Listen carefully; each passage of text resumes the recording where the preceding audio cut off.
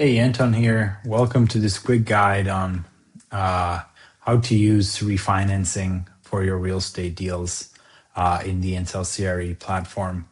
It's very important to note this is where your property value goes. You can either use some of the comps, price estimates, or the minimal cap rate estimates. So let's say we use the minimal cap rate estimate and the price for our property is $4.8 million.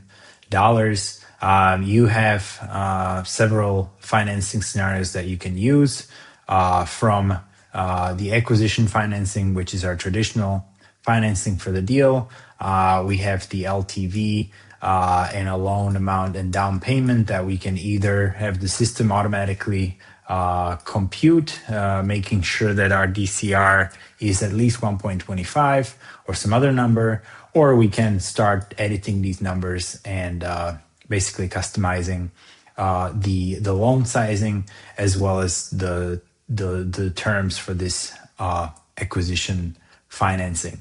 Once we have an acquisition financing, we can also choose to do a refi for our property.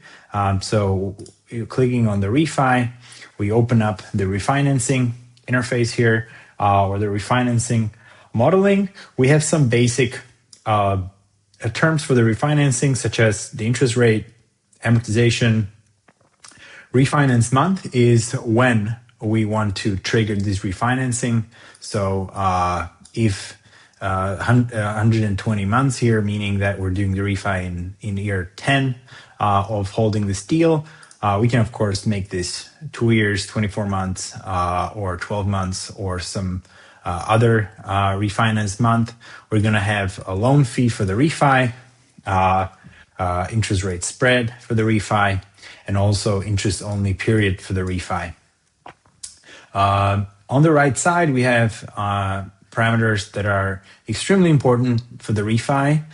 Namely, we have the cap rate used for valuation. So as the NOI grows for this property, in year 1, 2, 3, and so on, that NOI in the year when we're doing the refinancing, together with the cap rate used for valuation at the time of our refinancing, is going to define basically the value of the property when we're doing the refinancing.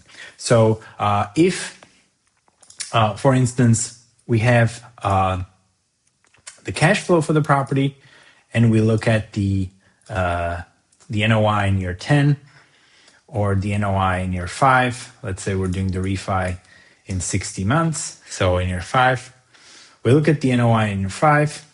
That is 237,000, and we look at the cap rate used for the valuation, 3.9, or let's call it 4. The NOI together with the cap rate is telling us that the value of the property is going to be $6.2 million. This means that we have a certain loan amount, certain down payment, and we can set up the LTV to model what's going to happen with our refi in such a way that obviously the money from the refi is going to be used to pay off the acquisition financing. So whatever is going to be the remaining principal loan. We can also see that in the cash flow preview panel that we can slide from the bottom of the screen. So let's look at the debt financing. So the acquisition financing first. So at the end of year 5, our remaining balance is $1.9 million. And as we're doing this refinancing, 3.1 million, we're going to use the 3.1 million to basically do the loan payoff for the first loan. And then we're left with the balance for the refinancing, for the second financing. And then moving forward, we're paying, the interest and principal payments in accordance with the terms that we set up here for the refi. And then at the end of the hold period, when we sell this property, basically the sale proceeds are going to be used to cover the loan payoff for the refinancing. So this is how the refinancing works in combination with the acquisition, traditional acquisition financing here. Very important to note that this cap rate used for valuation is used together with the NOI in the year that we're doing the refinancing to determine the price or the value of the property. And then the LTV here is controlling how much